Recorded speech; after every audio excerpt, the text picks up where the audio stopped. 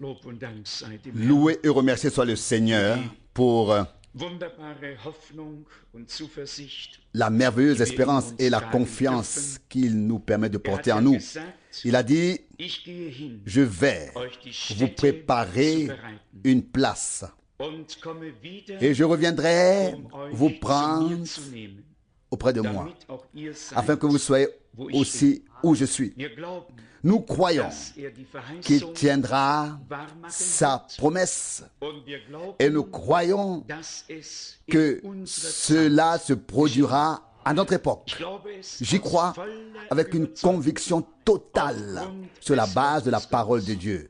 Und mögen Skeptiker Et que les sagen, sceptiques disent, cela a toujours été affirmé, das haben Gläubige les schon croyants le disent depuis des siècles und haben darauf gewartet, et l'attendent, mais il y a des siècles, war die biblische la prophétie biblique noch ne nicht s'était pas erfüllt. encore accomplie. Dies ist C'est die Zeit, maintenant le temps, c'est aujourd'hui an dem que la sich parole Gottes de Wort Dieu s'accomplit dans toute sa diversité. und der Herr selbst Et le Seigneur sagte, lui-même a wenn dit, ihr das alles quand seht, vous verrez so hebt toutes ces eure choses, Hand empor, relevez la tête, weil ihr car vous wisst, savez dass sich que eure Erlösung votre naht. rédemption Andere haben approche. es D'autres l'ont vermutet. supposé. Wir wissen es. Nous le savons. Das ist der Mais nous, nous le Unterschied. savons, c'est la différence. Dann wisst Alors, ihr, vous nicht savez, dann meint ihr, vous dann ne pensez wisst pas, alors ihr, vous savez dass sich eure que Erlösung votre rédemption approche. Es gibt Il ein existe seliges une Wissen, connaissance eine Überzeugung, bienheureuse, die biblisch fundiert, une conviction fondée sur la Bible, fondée sur la parole infaillible de Dieu. und mögen uns die Et que les Leute gens se aussagen, moquent de nous, zu dem Zeitpunkt à ce moment-là, wird notre unser bouche sera remplie de rire und die Zunge et notre langue voller Ruhm. de louange.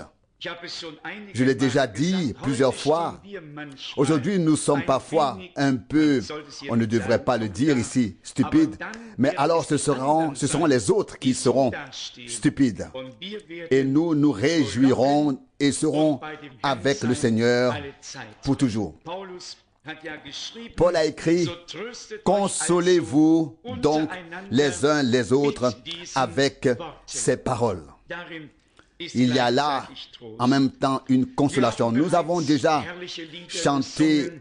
de magnifiques cantiques. Ils étaient déjà dans la direction dans laquelle l'Esprit de Dieu souhaite mit uns nous weitergehen conduire, möchte. en particulier Besonders le das cantique Lied, que nous wir avons gesungen chanté haben von sur dem l'huile Öl der Freude. de la joie. Ich musste so Cela an m'a fait Matthäus penser à Matthieu 25 25. Die einen hatten Les uns genügend avaient Öl, suffisamment d'huile, die anderen les nicht. autres non. Die einen gingen Les uns ein sont zur entrés dans la Herrlichkeit, gloire zum Hochzeitsmahl, pour le festin de die noces, anderen les nicht. autres non. Welch ein Quelle ernstes parole Wort. sérieuse. Aujourd'hui, cela se trouve dans Matthieu 25. Demain, cela peut déjà être une réalité.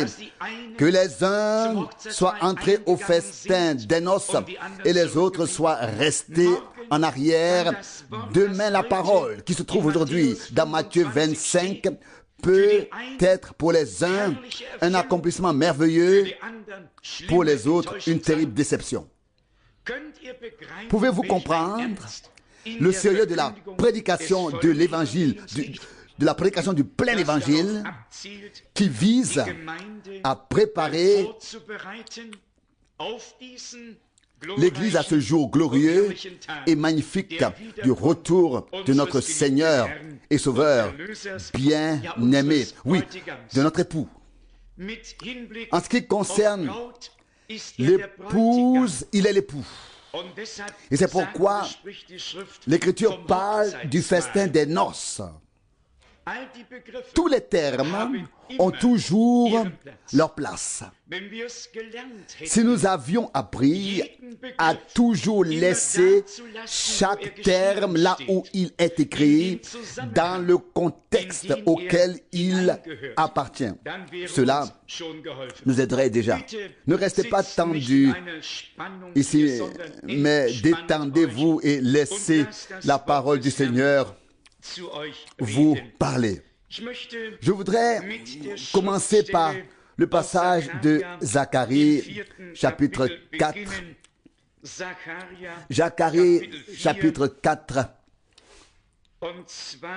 verset 6. Zacharie, chapitre 4, verset 6. Il me donna cette information. Ainsi parle le Seigneur à Zorobabel. Ce n'est ni par la puissance ni par la force, mais c'est par mon esprit que... Mais c'est par mon esprit. Ainsi parle le Seigneur des armées. Ce n'est pas un grand évangéliste, ni un prophète. C'est le Seigneur lui-même qui veut agir puissamment par son esprit et accomplir tout ce qui est nécessaire, car ce qui est spirituel ne peut être accompli que par l'esprit.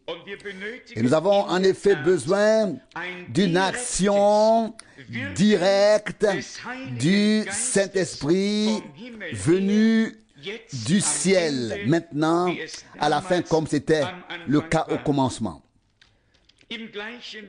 Dans le même prophète Zacharie, au chapitre 10, il est écrit, j'y ai pensé quand on chantait la pluie de bénédiction doit tomber ou doit tomber, oui. Zacharie, chapitre 10, verset 1. Demandez au Seigneur la pluie dans le temps de la pluie de l'arrière-saison et de l'avant-saison. Donc les deux. Non seulement la pluie de l'avant, mais la pluie de l'arrière-saison. Dieu a promis les deux dans sa parole. Et la pluie de bénédiction est toujours associée à l'effusion et à l'action du Saint-Esprit. Nous avons des passages particuliers de l'Écriture auxquels nous devons prêter attention. Je voudrais en lire quelques-uns. Par exemple, Ésaïe, chapitre 44. Ésaïe, chapitre 44, verset 3. Ésaïe, chapitre 44, verset 3. Car comme je répands l'eau sur la terre assoiffée, et des torrents sur la terre desséchée, ainsi je répandrai mon esprit sur ta semence et ma bénédiction sur tes rejetons. La bénédiction, avec l'effusion du Saint-Esprit, donc la bénédiction de Dieu est liée à l'effusion de l'Esprit. Et cette bénédiction doit venir sur la semence divine et venir en abondance. Et je demande vraiment à tous, du fond du cœur, de ne pas laisser place à la pensée « Oh, je ne suis pas encore comme je devrais être, et ceci et cela ne me plaisent pas encore dans ma vie, et certainement pas non plus au Seigneur. » Faisons confiance à Dieu. Nous nous réunissons justement pour recevoir de l'aide, afin que l'Esprit de Dieu puisse continuer à agir en nous. Si tout était déjà en nous,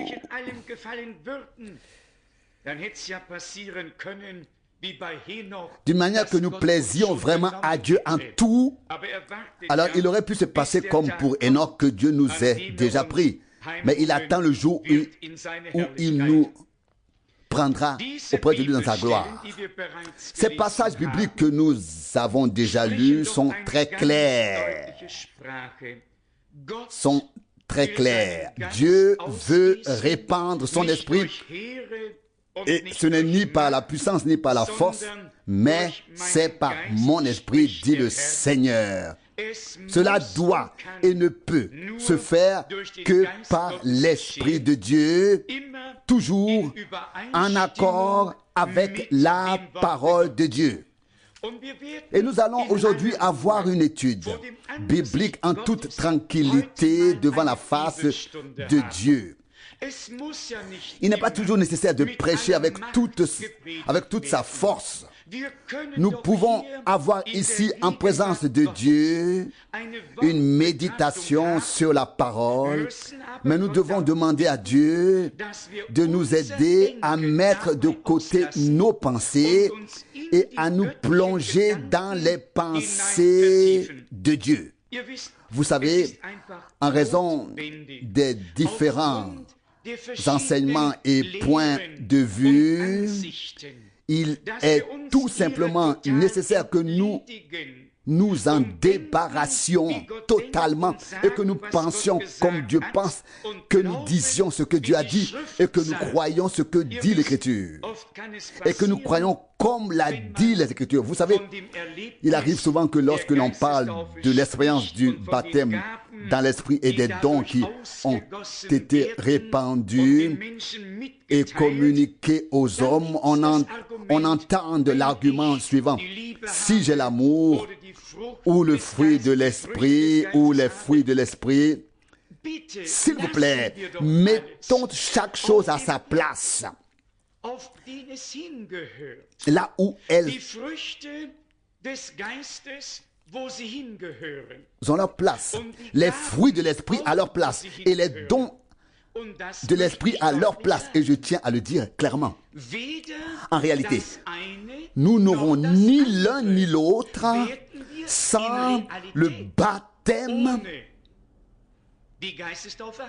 du Saint-Esprit. Avez-vous entendu? Ni les fruits, ni les dons ne peuvent exister si l'esprit qui contient les fruits et les dons n'a pas été répandu. Et puis, une autre pensée très très importante. Lorsqu'on lit la parole de Dieu, il faut toujours faire attention. S'agit-il ici de l'expérience elle-même qui est redonnée, ou s'agit-il ensuite de la manière dont l'Église, en tant qu'Église déjà remplie de l'Esprit, fonctionne avec les différents dons, les différents ministères et fonctions, manifestations de puissance, etc. S'il s'agit donc de l'expérience elle-même, nous devons seulement prendre les passages bibliques qui décrivent l'expérience et non pas d'autres qui ne la décrivent pas. Est-ce clair? Avez-vous tous bien dormi? Suivez-vous bien mes explications? C'est très important. Lorsque l'on lit plus loin, plus tard, la vie de l'Église, comment est-ce que Dieu a mis en œuvre les différents dons, il n'est pas question ici de l'expérience du baptême de cet esprit, mais de ceux qui ont fait l'expérience déjà avec Dieu. Je devrais peut-être le dire clairement pour que tout le monde comprenne. Celui qui lit 1 Corinthiens 12 jusqu'au verset 28 et qui fait ensuite référence à l'expérience commet la plus grande erreur de sa vie. Car il est écrit, tous parlent-ils en langue, tous ont-ils le don de prophétie, tous sont-ils prophètes, tous sont-ils apôtres? Non, Dieu a distribué les dons.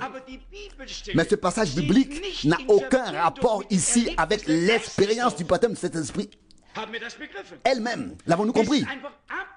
C'est tout simplement absolument nécessaire. Et s'il y a un domaine où la précision est de mise, c'est bien dans l'Église du Dieu vivant.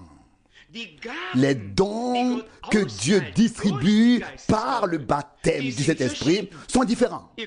Vous pouvez également le constater, par exemple, si tout le monde avait eu le don de guérison, il n'aurait pas été nécessaire de transporter les gens à Jérusalem pour que l'ombre de Pierre tombe sur eux. Alors tous les croyants auraient imposé les mains aux gens en chemin. Sois guéri, sois guéri, sois guéri, etc. Comprenez-vous cela? on n'aurait pas pris les mouchoirs de Paul pour les imposer aux malades si tous les croyants qui vivaient autour avaient eu le même don. Cela n'aurait alors pas été nécessaire. Chacun aurait fait ce que ces deux hommes ont fait. Non, ce n'est pas ainsi que cela se passe dans la pratique. Dans la pratique, Dieu a réparti les ministères et les dons. Un prophète n'a pas besoin d'être apôtre. Un enseignant n'a pas besoin d'être évangéliste. De même qu'un évangéliste n'a pas besoin d'être enseignant. Les tâches et les dons dans la maison de Dieu, dans l'Église, sont différents. Et puis, par exemple, lorsqu'il est question de l'expérience du baptême du Saint-Esprit ou d'être rempli du Saint-Esprit, il peut arriver que, quand on va venir à en parler, il peut arriver que les gens relisent les Écritures avec leurs propres pensées et ne tirent pas la réponse de la parole de Dieu, mais sans s'en rendre compte, ils donnent leur propre réponse et répètent ce que d'autres ont dit depuis longtemps sans comprendre que ce qu'ils disent n'est pas conforme aux Écritures. Deux passages bibliques illustrant cela.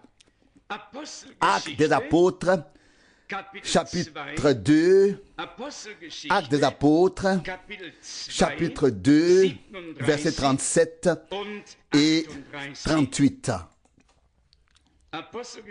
Actes des apôtres, chapitre 2, versets 37 et 38.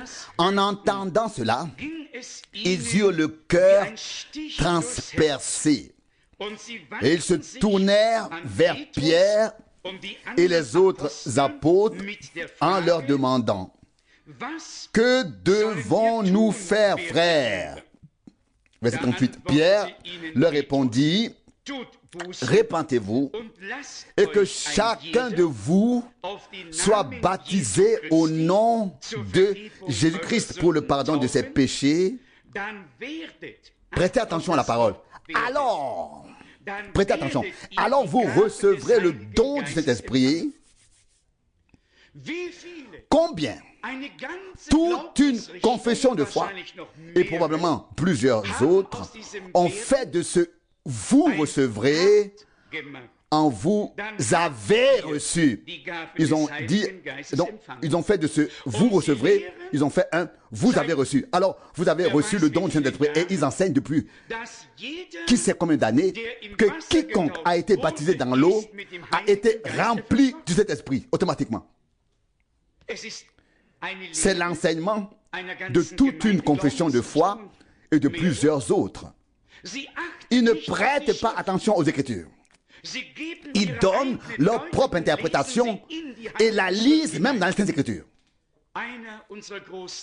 L'un de nos grands hommes, je crois que c'était Kant, a dit: il faut tout lire dans les Écritures, mais ne rien y lire.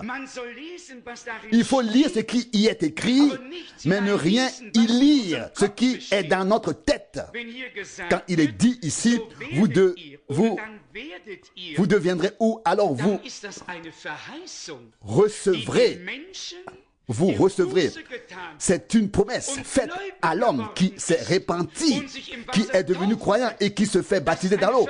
C'est une promesse faite à cet homme qui devient croyant.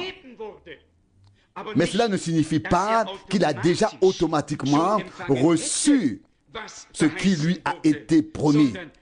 Il doit d'abord en faire l'expérience personnelle réellement. Vous voyez, nous voyons la même chose chez Paul lorsqu'il est venu à Éphèse, selon le livre des Apôtres, chapitre 19, où sa principale préoccupation auprès de ce groupe de croyants était la suivante: avez-vous reçu le Saint-Esprit? Et maintenant, La parole revient. Lorsque vous êtes devenu croyant, ou après que vous soyez devenu croyant, ou depuis que vous êtes devenu croyant. Après être devenu croyant. Vous voyez-vous, lorsqu'on lit les Écritures, les Saintes Écritures, il faut prêter une attention particulière aux mots afin de ne pas passer à côté de l'essentiel et peut-être d'égarer les autres de même. Selon ce passage, on enseigne que les gens ont déjà reçu le Saint-Esprit. Paul demanda, avez-vous reçu le Saint-Esprit? Ces personnes furent honnêtes et répondirent, nous ne savons même pas s'il est déjà là.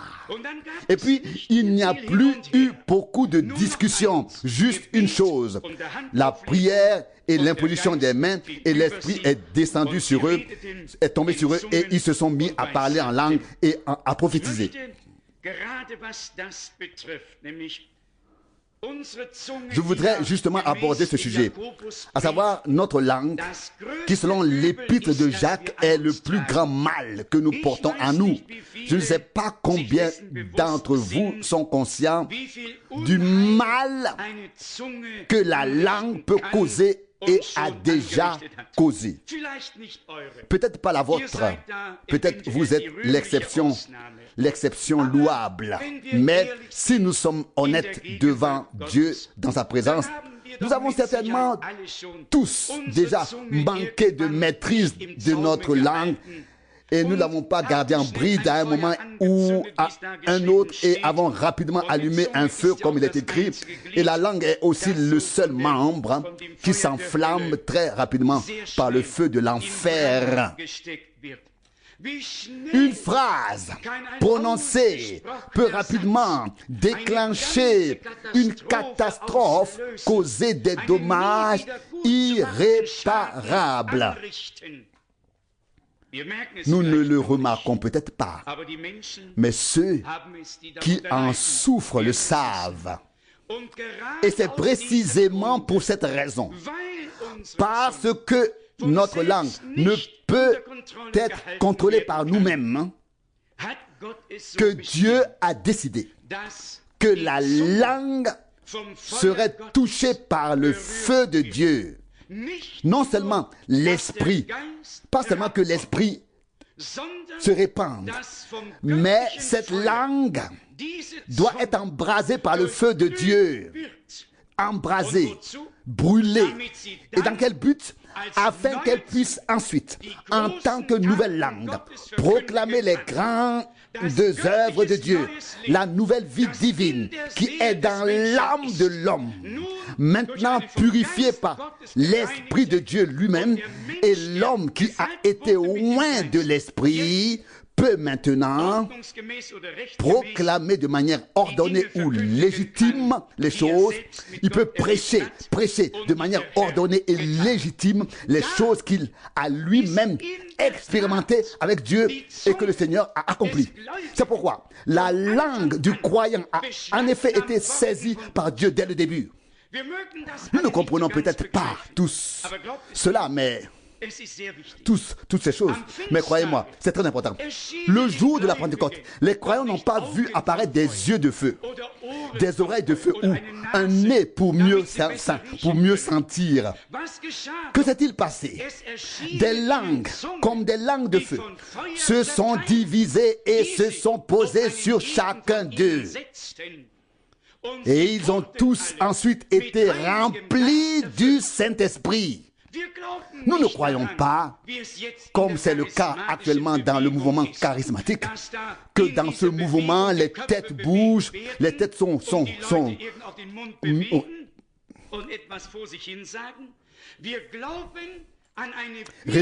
remuées et que les gens bougent aussi leur bouche d'une manière ou d'une autre et disent quelque chose. Non, nous croyons en un baptême biblique de l'esprit et de feu, et du feu que nous faisons tous avec Dieu et nous devons tous vivre cette expérience. Vous voyez, dans le prophète Ésaïe, Et dans le prophète Joël, Dieu a déjà souligné de manière très particulière dans l'Ancien Testament ce qui allait se passer. Et cela s'est produit le jour de la Pentecôte et continuera tant que l'Église du Dieu vivant sera sur cette terre. Ce qui s'est produit au commencement est valable jusqu'à la fin. Croyez-moi, l'Église primitive est l'Église modèle. Il n'y a pas d'autre modèle que celui que nous trouvons dans les actes des apôtres. Et il n'y a pas d'autre critère pour le baptême du Saint-Esprit que celui qui nous a été laissé dans les Écritures. Nous devons nous présenter devant Dieu pour cette question, devant sa face, et croyez-moi, Dieu ne veut que notre bien. Il ne veut pas que quiconque reste. Il veut qu'au jour de son retour, ceux qu'il a aimés et rachetés à Golgotha, que les siens soient conduits à lui et que son esprit accomplisse également le changement de notre corps. Je voudrais lire ce passage du prophète Joël. Chez nous, il se trouve dans Joël chapitre 3, verset 1. Dans la Bible française et anglaise, il se trouve dans Joël 2, verset 28. La répartition en chapitre est ici un peu différente. Chez nous, Joël 3, dans certaines autres traductions, Joël 2, 28. Il est écrit ici, donc Joël 2, verset 28. Après cela, je répandrai mon esprit sur toute chair. Sur toute chair. Vos fils et vos filles prophétiseront.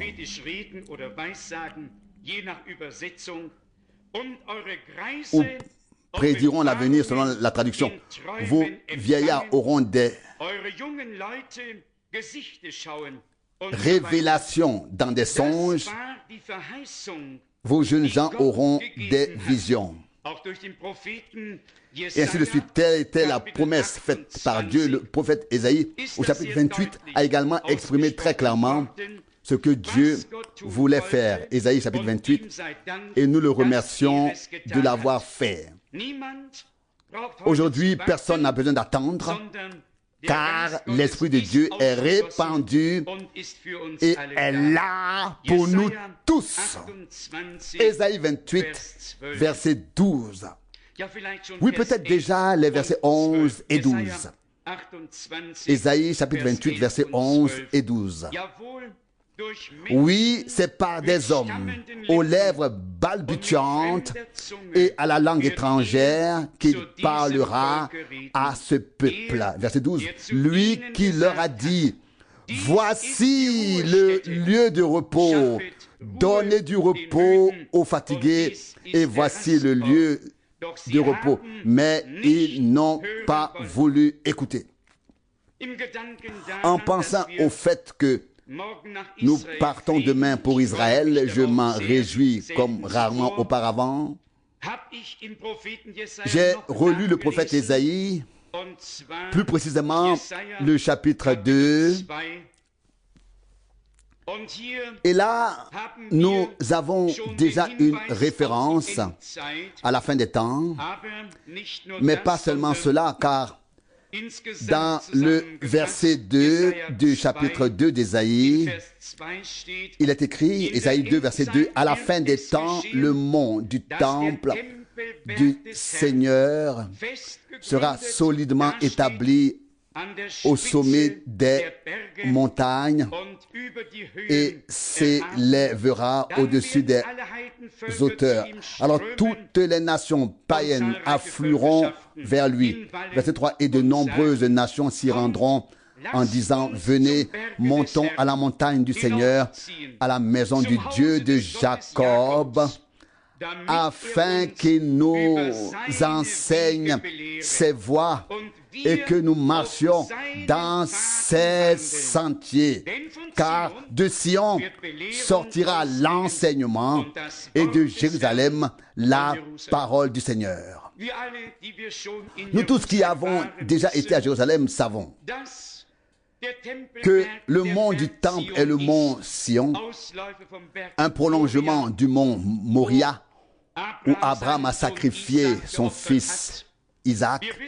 Nous savons que le bâtiment du dernier souper et celui où l'effusion de l'Esprit a eu lieu sont le même bâtiment et qu'il est conservé jusqu'à aujourd'hui. Je me suis rendu plusieurs fois sur le mont Sion dans ce bâtiment. C'est depuis le mont Sion, depuis Jérusalem, que la véritable doctrine, le véritable enseignement a été diffusé dans le monde entier. Je ne peux m'empêcher de faire ici la remarque suivante. C'est de Rome que la confusion et les faux enseignements se sont répandus dans le monde entier. Le véritable enseignement est parti du mont Sion, de Jérusalem, où les prophètes et les apôtres, où notre Seigneur lui-même ont marché et ont parlé. J'ai choisi Jérusalem, a dit le Seigneur. Elle est et reste la ville du grand roi. Nous sommes reconnaissants au Seigneur de nous avoir ramenés à l'origine, oui, au commencement. Puisse-t-il également réussir à nous y conduire, non seulement par l'enseignement ou la connaissance, mais aussi par l'expérience personnelle avec notre Dieu. Que cette expérience, avec cet effet, puisse nous être donnée à tous à travers les dons et les fruits de l'Esprit, afin que nous puissions être une église bénie par Dieu, revêtue de la puissance de l'Esprit, restant parfaitement sobre et ancrée dans l'amour de Dieu. Nous l'avons dit, à Golgotha, notre Seigneur et Sauveur a prouvé son amour pour nous. Dieu a tant aimé le monde. Et je crois que c'était hier ou avant-hier que j'ai dit au Seigneur dans la prière qu'il puisse traiter son Église avec le même amour qu'il a manifesté à Golgotha. Vous comprenez ce que je veux dire? Ignorer et pardonner toutes nos folies, nos insuffisances, nos faiblesses humaines et nos infirmités, et faire prévaloir la grâce sur la justice, comme il est écrit. La miséricorde triomphe du jugement. La miséricorde nous a été accordée. L'amour de Dieu n'est pas seulement écrit dans le livre de Dieu ici. L'amour de Dieu s'est manifesté à Golgotha et doit être répandu dans nos cœurs par le Saint-Esprit. C'est ce qui est écrit dans Romains 5.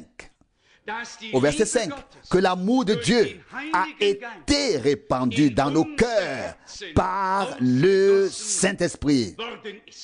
Donc, d'abord, l'effusion de l'Esprit, puis les fruits de l'Esprit. Sans l'effusion de l'Esprit, il n'y a pas de fruits de l'Esprit, ni de dons de l'Esprit. Avec l'effusion de l'Esprit, il y a les fruits de l'Esprit et les dons de l'Esprit. Combien le disent lorsqu'ils lisent Galates 5, verset 22. Le fruit de l'Esprit est, etc. Et ainsi de suite, les 9 fruits de l'Esprit sont énumérés. Mais croyez-moi, même si nous pensons avoir l'amour, la joie, la paix, la question reste posée. S'agit-il de la paix, de la joie, des fruits que nous avons apportés nous-mêmes ou des fruits que l'Esprit de Dieu a produits en nous. Et je ne veux pas seulement avoir l'amour, je veux avoir l'amour de Dieu. L'amour de Dieu qui est répandu dans nos cœurs par le Saint-Esprit. Nous avons donc besoin de l'effusion de l'Esprit. Nous avons besoin du baptême du Saint-Esprit. Nous avons besoin. Croyez-moi, dites Amen. Dites Amen de temps en temps, sinon je vais désespérer ici. Dieu est fidèle. Il a l'intention de faire jusqu'à la fin ce qu'il a fait au commencement. Quelqu'un dira peut-être, est-il nécessaire de prêcher à nouveau là-dessus? Mais voyez, il y a toujours de nouveaux venus. Et nous venons de confessions très diverses et avons encore certaines choses dans nos cœurs et dans nos pensées, certaines opinions. Il faut ici une orientation vraiment biblique. Sinon, nous courons en vain et nous nous épuisons.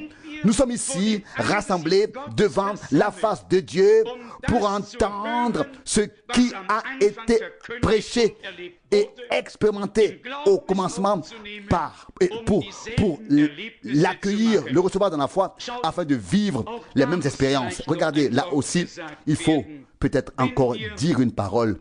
Lorsque nous regardons certaines circonstances, certaines personnes ou certains événements où les choses ne se sont pas bien passées et que nous en arrivons peut-être à la conclusion et disons, si c'est le résultat, alors je peux m'en passer. Pas moi. Pas moi. Et là, vous pouvez tous lire de tout cœur le chapitre 6 de l'Épître aux Hébreux. Même s'il y a des gens qui s'éloignent, qui tombent, qui ont reçu le Saint-Esprit, après avoir reçu le Saint-Esprit, qui ont goûté même aux puissances du monde à venir et qui ont reçu la précieuse parole de Dieu, s'ils finissent par suivre ensuite leur propre chemin, cela ne m'empêche pas de m'en tenir, moi, à Dieu et de vivre ce qu'il a promis. Notre modèle, ce ne sont pas les choses qui tournent mal. Notre modèle se trouve ici, dans la parole de Dieu. Et je pense que le Seigneur nous accordera la grâce de trouver ces jours, c'est le véritable équilibre en toute sobriété, mais néanmoins avec une ferveur intérieure devant la face de Dieu. Je voudrais le répéter, ne regardons pas les choses qui ont mal tourné et qui se sont passées d'une manière ou d'une autre. Regardons le Seigneur. Ne dites pas, oui, regardez, il a été baptisé du Saint-Esprit. Oui, elle a été baptisée dans l'Esprit. Et a fait ceci ou cela ensuite. Ne faites pas cela. Regardez le Seigneur. C'est lui qui baptise d'esprit et de feu. C'est lui qui mène son Église à la perfection. Certes, si nous regardions les choses d'un point de vue terrestre, nous pourrions dire, oui, combien sont baptisés de l'Esprit? Rien que sur la côte ouest des États-Unis, ils sont plus de 6 millions. Et ils suivent tous leur propre chemin. Ils se moquent des vérités bibliques.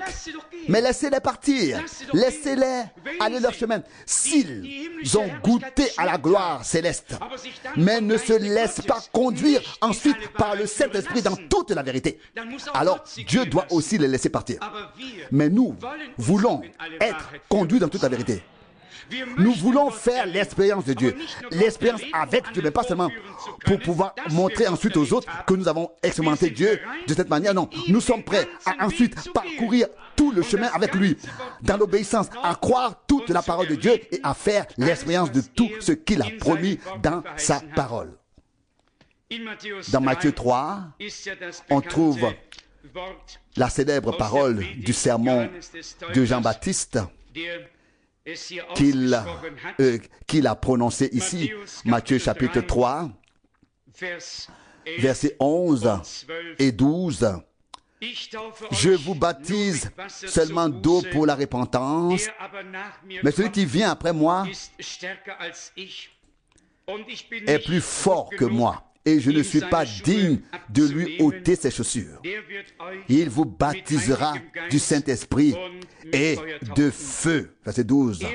Il a son vent dans la main et il nettoyera son air.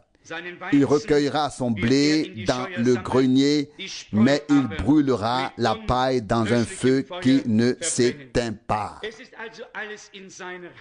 Tout est donc entre ses mains.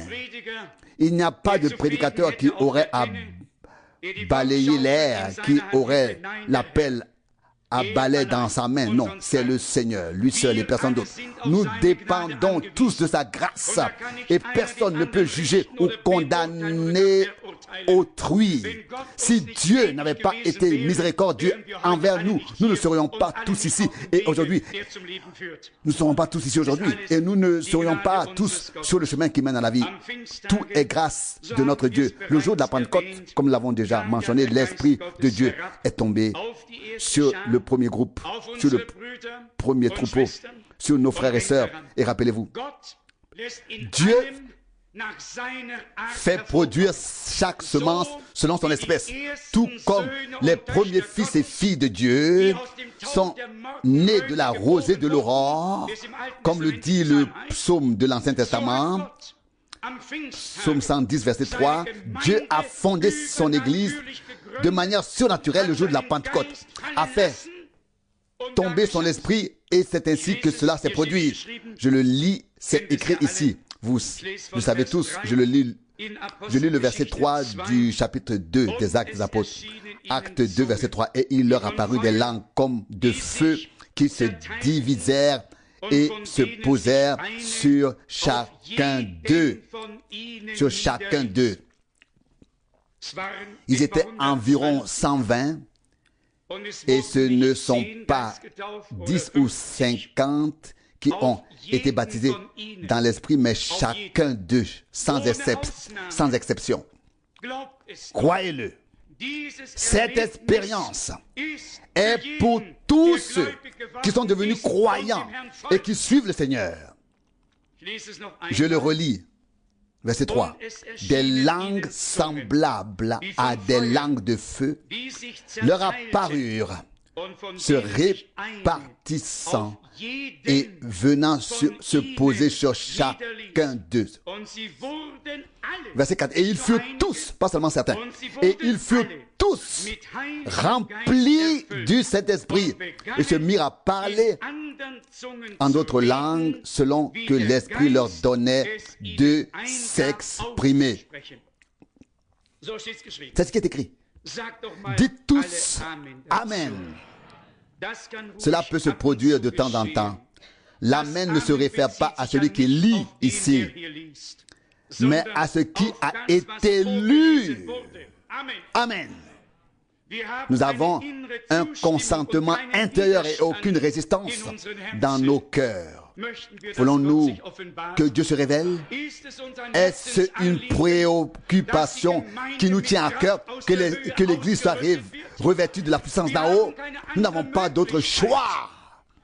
Si nous avions pu le faire nous-mêmes, nous l'aurions fait depuis longtemps. Je l'ai lu. Le Seigneur dit, ce n'est ni par la puissance militaire, ni par la force, mais c'est par mon esprit, dit le Seigneur. C'est ce qui s'est passé le jour de la fondation de l'Église du Nouveau Testament. Mes chers amis, nous nous approchons maintenant de la même situation, des mêmes expériences, des mêmes manifestations de puissance et des mêmes révélations du Saint-Esprit maintenant à la fin. Et nous devons porter dans nos cœurs une foi véritablement biblique, afin qu'il n'y ait plus la moindre résistance en nous, mais que nous puissions, dans tous les cas, approuver de tout cœur tout ce qui est écrit dans les Écritures.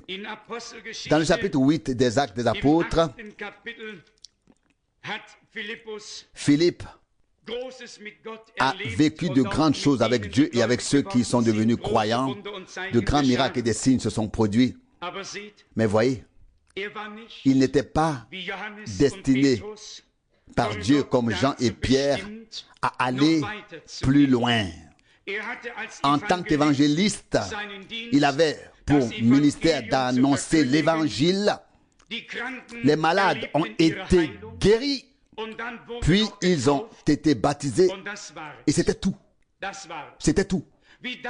Comme nous pouvons être reconnaissants que tout n'est pas été fait par une seule personne, mais que Dieu ait réparti les dons et les ministères dans l'Église. Sinon, l'apôtre pourrait dire, je n'ai pas besoin de l'évangéliste. Et l'évangéliste, je n'ai pas besoin de l'apôtre. Dieu a établi les ministères dans l'assemblée. Et si nous avons été établis par Dieu, nous reconnaîtrons tout d'abord que nous avons également besoin des autres frères que Dieu a établis et que nous ne sommes pas là pour faire tout. Pour tout faire. Avons-nous également bien compris cela? Dieu a réparti ainsi les tâches dans son corps afin que chacune puisse être accomplie, mais pas par une seule personne, s'il vous plaît, mais par tous ceux qui ont été désignés par Dieu pour cela. Il est dit ici dans le chapitre 8 des Actes des Apôtres, au verset 15, chapitre 8, verset 15, Actes des Apôtres. Après leur arrivée, ils prièrent pour eux, afin qu'ils reçoivent le Saint-Esprit, verset 16, car il n'était encore descendu sur aucun d'eux, mais ils avaient seulement été baptisés au nom du Seigneur Jésus. Ils leur imposèrent donc les mains et ils reçurent le Saint-Esprit. La chose n'est pas décrite plus en détail ici, mais Simon a vu que les dons de l'Esprit étaient accordés par l'imposition des mains ou par l'effusion de l'Esprit, et il a alors soudainement voulu recevoir un tel don. Pierre le repoussa en disant qu'il était plein de fiel et d'amertume et qu'il était tombé dans les liens de l'injustice. Acte 8, verset 23. D'abord, la repentance, le baptême d'eau, puis le baptême du Saint-Esprit. Ainsi, l'ordre peut parfois être modifié si Dieu le veut et si rien d'autre n'est possible, de sorte que le baptême de l'Esprit précède le baptême d'eau. Mais une chose est sûre, le baptême d'eau suit. Le baptême d'eau suit. Nous le voyons dans le chapitre 10 des Actes des Apôtres, verset 44. Acte 10, verset 44. Tandis que Pierre parlait encore, le Saint-Esprit descendit sur tous ceux qui écoutaient son discours. Verset 45. Les croyants d'origine juive qui étaient venus avec Pierre furent stupéfaits de voir que le don du Saint-Esprit était aussi répandu sur les païens. Verset 46. Car ils les entendaient parler en langue et louer Dieu. Nous n'avons pas ici affaire à une église qui avait déjà reçu le baptême de l'Esprit. Nous avons ici affaire à des personnes qui venaient d'arriver, qui étaient nouveaux, à qui l'évangile avait été prêché pour la première fois et qui avaient reçu le baptême de l'Esprit. Et c'est pourquoi la description de ce qui s'est passé est toujours très claire. Car ils les entendaient parler en langue et louer Dieu. Alors Pierre dit, verset 47, quelqu'un peut-il refuser l'eau du baptême à ces gens qui ont reçu le Saint-Esprit comme nous? Verset 48, il leur donna donc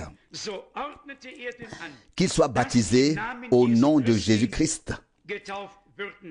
Ils le prièrent alors de rester quelques jours avec eux. C'est la sainte parole de Dieu ici. Je voudrais réitérer ma demande. Détournez-vous de tout ce que les hommes croient et font, de toutes les traditions, les credos et de tout ce qui n'est pas conforme à la parole. Veillons à ce que notre vie de foi personnelle soit orientée vers la Bible et qu'en lien avec le baptême dans l'Esprit, nous attendions ce que nos frères et sœurs ont vécu lorsqu'ils ont reçu la même chose. Êtes-vous d'accord avec cela? Il n'y a pas d'autre solution. Vous attendez-vous à ce que je prêche un autre évangile que celui que Pierre et Paul ont prêché? C'est tellement bas. N'est-ce pas? Alors, réjouissez-vous que la pure vérité, les vérités apostoliques aient été remises sur le chandelier dans cette génération. Réjouissez-vous que nous puissions faire une nouvelle expérience réelle avec Dieu. Je vous le dis, nous ne partirons pas les mains vides. Dieu confirmera sa parole. Il ne peut pas faire autrement. Il doit être avec les derniers et faire comme il était et a fait avec les premiers. Où notre foi pourrait-elle reposer autrement? Rien, bien sûr. Nous attendons aussi le rétablissement de toutes choses, comme cela nous a été promis, et le temps du rafraîchissement de la face du Seigneur. Et tout y sera contenu dans cela. Notre bouche continuera à proclamer les grandes œuvres de Dieu. Notre langue continuera à être au service de Dieu. Dieu aura un peuple sur terre, une église de premiers-nés, loin du Saint-Esprit, revêtue de la puissance d'en haut, afin que nous puissions encore clairement expérimenter la confirmation de sa parole. Dans le chapitre 11 des Actes des Apôtres, le verset 12, nous rapporte, le chapitre 12 nous rapporte, c'est Pierre qui parle ici. Actes des Apôtres, chapitre 11, verset 12. Et l'Esprit m'a ordonné de les accompagner sans hésiter. Sans hésiter. L'Esprit m'a ordonné de les accompagner sans hésiter. Mais ces 6 frères qui sont ici m'accompagnaient aussi. Et nous sommes entrés dans la maison de cet homme. Verset 13. Il nous a alors raconté comment il avait vu l'ange dans sa maison qui se tenait debout et lui avait dit: envoie à Joppé et fais venir Simon, surnommé Pierre, verset 14, qui te dira des paroles par lesquelles tu seras sauvé, toi et toute ta maison. Verset 15, et lorsque je me mis à parler, le Saint-Esprit descendit sur eux comme sur nous au commencement. Il ne peut en être autrement. Il faut s'en tenir à ce modèle. Nous en avons parlé ici il y a quelque temps. Il fut dit à Moïse: veille à faire tout selon le modèle qui t'a été montré sur la montagne. Exode 25, 40, Hébreux 8, 5. Noé a fait tout ce qui lui avait été demandé. Genèse 6, verset 22. Dieu a un modèle. Dieu avait une église modèle. Et ce même modèle s'applique à nous dans ce temps. Aujourd'hui, nous ne pouvons pas faire autrement. Et j'ajouterai même, nous ne voulons pas faire autrement. Nous ne voulons rien d'autre. Nous ne voulons pas nous tromper nous-mêmes. Mais nous voulons être là où sont nos frères qui ont fait l'expérience avec Dieu. Mais écoutez maintenant, verset 15. Le Saint-Esprit est descendu sur eux comme sur nous au commencement. C'est bien là le point essentiel. C'est Pierre qui faisait partie des 120 le jour de la Pentecôte qui parle ici et il dit: ils ont reçu le Saint-Esprit comme nous l'avons reçu au commencement. À moins qu'on puisse dire ici exactement la même chose, que nous avons reçu le Saint-Esprit comme il a été reçu là-bas au commencement, avec le même effet, avec les mêmes signes, avec tout ce qui va avec tout ce qui accompagne l'expérience surnaturelle, ce que Dieu a accompli de manière surnaturelle. Et imaginez à quelle parole Pierre pensait à ce moment-là. Il le dit ici lui-même, au verset 16. Alors, je me suis souvenu de la parole du Seigneur. Quand il disait, avez-vous remarqué, il ne pensait pas à ce que quelqu'un avait dit, il pensait à la parole du Seigneur. Quand il s'agit d'expériences bibliques, pensons toujours à la parole du Seigneur et posons-nous la question, qu'en dit l'Écriture? Et alors nous aurons la réponse divine. Sinon nous aurons la réponse de quelqu'un d'autre, mais ce n'est pas celle que nous voulons la réponse divine. La réponse. Au verset 16, alors je me suis souvenu de la parole du Seigneur. Alléluia, loué soit Dieu. Je voudrais vivre cette journée en ce lieu où nous pensons tous à la parole du Seigneur, à la parole du prophète Joël, à la parole du prophète Ésaïe, à la parole du prophète, ou bien alors par les prophètes Ésaïe, Joël, la parole du Seigneur, dite par Zacharie, à la parole des Actes des Apôtres, chapitre 19, à la parole de notre Dieu. Combien d'entre vous souhaitent que les Actes des Apôtres se répètent? Je le relis encore une fois, puis jusqu'à la fin. Alors, verset 16. Alors je me suis souvenu de la parole du Seigneur qui disait, Jean a baptisé d'eau, mais vous serez baptisés du Saint-Esprit. Jean a baptisé d'eau, c'est ce que nous avons lu, mais il a dit, il vous baptisera du Saint-Esprit et de feu. C'est ce que Jean a dit aussi. Nous voyons donc que dans les Actes des Apôtres, il y a une image vraiment claire, limpide, pour tous ceux qui veulent la voir. Et heureux celui qui peut y adhérer intérieurement de tout son cœur. Heureux celui qui dit, Seigneur, tu l'as promis, je le crois, je crois ce que dit l'Écriture. Qu'a dit notre Seigneur dans Jean 7 à ce sujet avec l'expression comme le dit l'Écriture?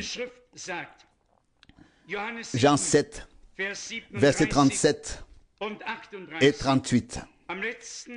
Le dernier jour, le grand jour de la fête, Jésus se tenait debout et s'écriait à haute voix. C'était donc important. C'était très important.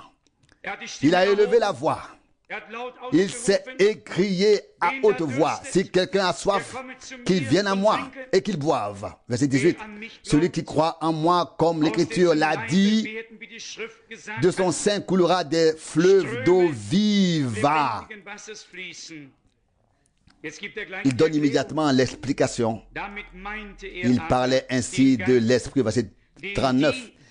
Que devaient recevoir ceux qui croyaient en lui, car l'Esprit Saint n'était pas encore là, parce que Jésus n'avait pas encore été élevé à la gloire. Tout est ordonné selon la Bible. Celui qui croit en moi, comme l'a dit l'Écriture, des fleuves d'eau vive couleront de son sein. Dieu voulait déverser des fleuves sur une terre aride. Dieu voulait donner la pluie et la bénédiction à sa semence. Il voulait la répandre. Il voulait la lui donner. Si nous sommes la semence divine, et il ne peut pas produire deux choses différentes. Il produit selon son espèce. Lui, le premier-né, nous, les premiers-nés, lui, le Fils de Dieu, nous, les filles et les filles de Dieu. Et Paul l'écrit clairement dans Romains 8. Parce que nous possédons l'Esprit comme premier fruit. Mais bien aimés, c'est nécessaire. Nous devons faire cette expérience avec Dieu, puis le suivre ensuite dans la fidélité. C'est très important. L'expérience du baptême du Saint-Esprit ne garantit à personne d'être enlevé. Ceux qui ensuite persévèrent jusqu'à la fin, ceux qui suivent Dieu maintenant dans l'obéissance après avoir fait l'expérience. Mais commençons bien avec Dieu, comme l'Écriture l'a dit, afin que nous puissions nous souvenir des paroles de la promesse lorsque cela nous arrivera. Pouvez-vous croire que cela arrivera? Je le crois. Nous devons simplement nous ouvrir un peu, faire davantage confiance au Seigneur, le remercier, mettre de côté l'incrédulité et les doutes et simplement dire: Seigneur, tu es mon Dieu, tu l'as promis, je le crois et tu le feras. Vous verrez, dans une confiance totale en notre Dieu, cela arrivera. Et nous le louerons encore pour ce qu'il a fait pour nous et en nous. Et puis, chers frères et sœurs, si notre expérience correspond exactement à celle de nos frères et sœurs au commencement, quelle certitude envahit alors notre cœur. Si nous devons encore chercher quelque chose pour nous donner une certitude, c'est que cette chose n'est pas encore là. Quand elle est là, nous n'avons plus besoin de la chercher, nous l'avons.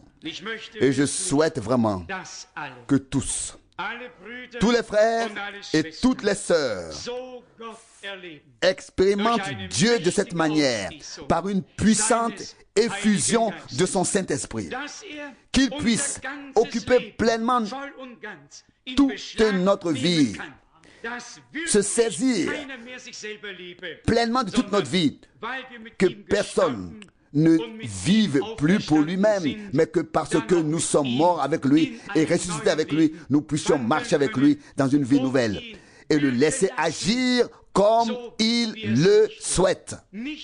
Ce n'est pas par la puissance militaire ni par la force que cela se fera, mais par mon esprit, dit le Seigneur. Nous ne pouvons que dire: Seigneur fidèle, fais-le encore une fois. Répands encore une fois ton esprit sur ta semence. Accorde-nous un temps de rafraîchissement.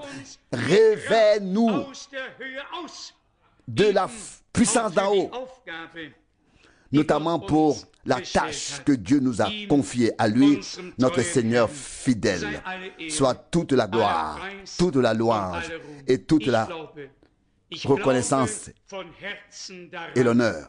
Je crois de tout mon cœur que l'époux comblera son épouse de sa propre vie, remplira son épouse de sa propre vie. Et nous avons aussi besoin de l'esprit pour qu'enfin, comme il est écrit, et l'esprit et l'épouse disent: viens. L'esprit et l'épouse seront amenés en parfaite harmonie et rendront témoignage à la parole de Dieu. Notre Seigneur est fidèle. Il a fait des promesses, il les tiendra. Que son nom, que son saint nom soit loué et glorifié. Amen. Levons-nous et remercions ensemble le Seigneur qui a un refrain qui conviendrait. Viens d'en haut. Viens d'en haut. Viens, Esprit du Seigneur. Souffle. Souffle, oh, et ne reste pas loin. Souffle et souffle, oh, ne reste pas loin.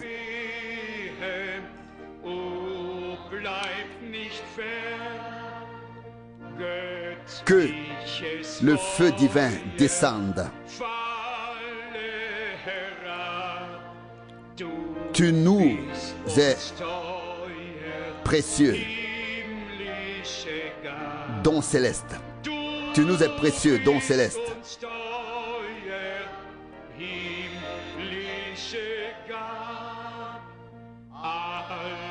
Tous ensemble, baptise-nous d'en haut. Que nous voyons que ta sainte flamme soit visible sur nous, que ta sainte flamme soit visible sur nous. Père céleste, je te remercie de tout cœur pour ta sainte et précieuse parole que tu nous as conservée jusqu'à aujourd'hui. Seigneur bien-aimé, non seulement la parole avec toutes ses promesses, mais aussi les mêmes expériences que nous attendons de toi et que nous recevrons. Dieu fidèle, tu es Dieu et non un homme. Nous pouvons te faire confiance. Nous pouvons te croire. Nous pouvons compter sur toi. Seigneur bien-aimé, tu feras tout bien. Tu mèneras ton Église à une issue glorieuse. Sauveur fidèle, je ne veux pas seulement te demander, mais aussi te remercier. Te remercier d'envoyer la pluie de l'arrière-saison. Te remercier que tu enverras la pluie de l'arrière-saison, comme tu as envoyé la pluie de l'avant-saison. D'avoir répandu ton esprit sur ta semence, Seigneur, pour nous donner de nouvelles langues, afin que nous puissions te louer et te glorifier, et plus encore, pour que nous soyons scellés par le Saint-Esprit jusqu'au jour de la rédemption de notre corps. Ô Seigneur, tu feras tout ce qui doit encore être fait avant ton retour. Nous sommes ici rassemblés devant ta face. Que l'onction sainte, le revêtement de puissance, le sceau divin, la vie divine, les fruits de l'esprit, les dons de l'esprit, la vie de Dieu se manifeste dans ton Église pour la louange et la gloire de ton Saint-Nom. Envoie ton esprit avec puissance, confirme ta parole et accorde-nous à tous cette expérience du baptême du Saint-Esprit, comme cela s'est produit au commencement. Seigneur bien-aimé, nous t'offrons dès aujourd'hui notre louange, notre reconnaissance du fond du cœur. Tu as un troupeau racheté par ton sang, qui croit en ta parole et qui est conduit par le Saint-Esprit et dirigé et guidé par ton Saint-Esprit. Seigneur bien-aimé, nous voulons tout. La conduite de l'Esprit, la direction de l'Esprit, la plénitude de l'Esprit, l'action de l'Esprit. Nous voulons tout ce que tu as promis. Nous voulons en faire l'expérience. Merci de nous permettre d'y compter. Et ce, très prochainement. À toi, Dieu Tout-Puissant, nous rendons encore une fois grâce du fond du cœur pour Golgotha, pour la résurrection dans tes morts, pour l'effusion de ton Saint-Esprit, pour tout en général. Cela s'est produit pour nous. Nous pouvons y prendre part. Laisse-nous être crucifiés avec toi, mourir avec toi, être ensevelis avec toi, ô Seigneur, et renaître avec toi à une vie nouvelle. Tu voulais nous donner de nouvelles langues, de nouveaux cœurs, une nouvelle vie, un nouvel esprit. Seigneur, bien-aimé, nous te louons ensemble, nous élevons ton nom et te glorifions. Dieu fidèle, lève ton visage sur nous et donne-nous ta bénédiction. Je te remercie aussi de tout cœur pour la bénédiction de cette réunion. Alléluia. Tu as donné la clarté à beaucoup. Tu as répondu à tant de questions. Et tu as remis les choses en ordre. devant nos yeux par ta parole et dans nos cœurs par ton Saint-Esprit. Merci pour cela, Seigneur bien-aimé. Voici la fin de notre chemin, de notre vie, de nos pensées. Voici le commencement avec toi, Dieu vivant. Nous te remercions, nous te louons. Tu agis déjà parmi nous par ton Saint-Esprit. Je prêche ta victoire. J'annonce ta victoire, la victoire de Golgotha. Alléluia. Et je te loue de tout mon cœur et de toute mon âme. Alléluia. Alléluia. À ton nom merveilleux et saint. Alléluia. Alléluia. Alléluia. Amen.